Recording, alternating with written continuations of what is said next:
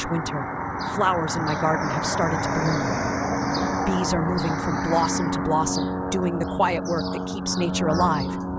For a moment, I stood there watching them, hoping to feel the peace that spring is supposed to bring. But the peace never comes. Within minutes, the sky filled again with the violent roar of low-flying aircraft from North Las Vegas Airport. The sound crashes over the neighborhood again and again like waves of war. Windows rattle. Conversations stop mid-sentence. Sleep is shattered. The quiet rhythms of nature are drowned under the mechanical scream of engines.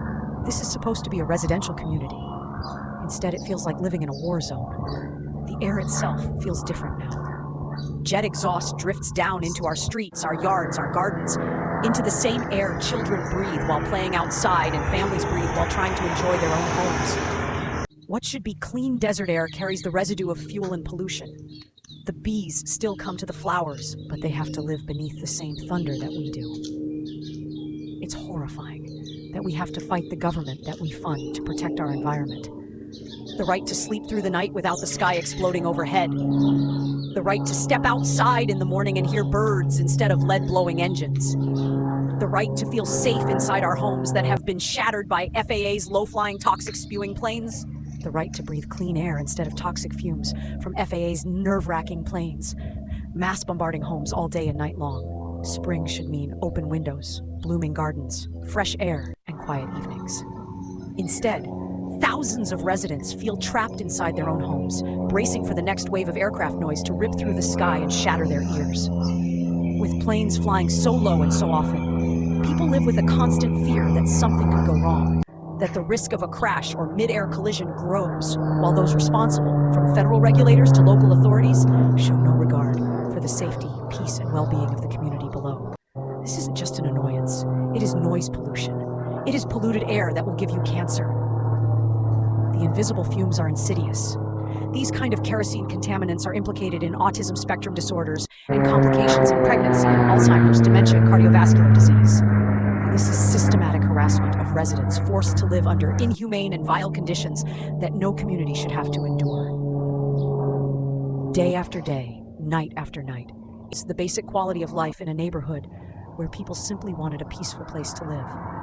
No neighborhood should have to sacrifice its health, its peace, and its environment to the constant roar of low-flying planes spewing pollution overhead. Yet decisions driven by powerful aviation lobby groups, aircraft owners, and pilot association, and deregulation of our skies by the FAA and U.S. Congress have shifted the burden onto ordinary residents, forcing communities to live with the serious health, environmental, and safety consequences.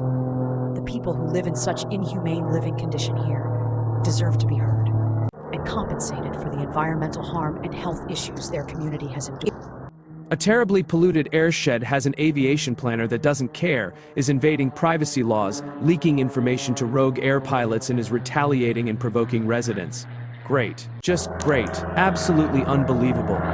This is how they treat us, despicably and with resentment to make money for aviation degenerates thrown out of other airports and cities.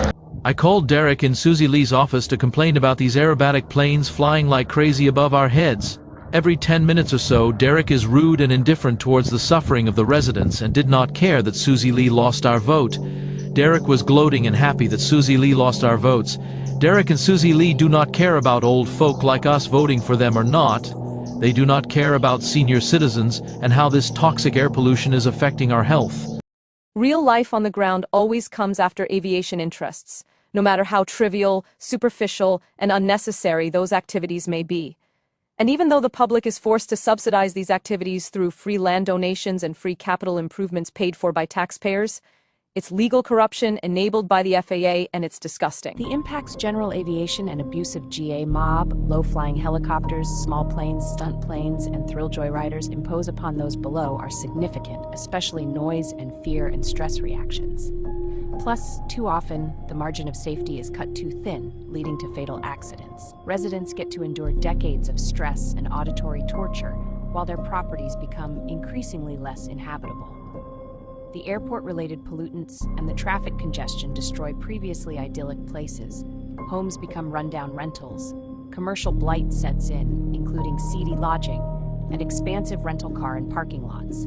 Businesses catering to air travelers emerge, often with larger crime problems.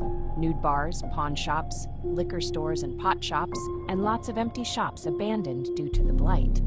Property values drop, making it that much easier for federal funds to buy even more airport lands. The imbalance of power between the aviation community and the non-aviation community has only worsened.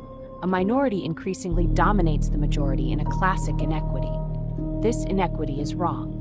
Reforms are long overdue and require action by Congress and FAA.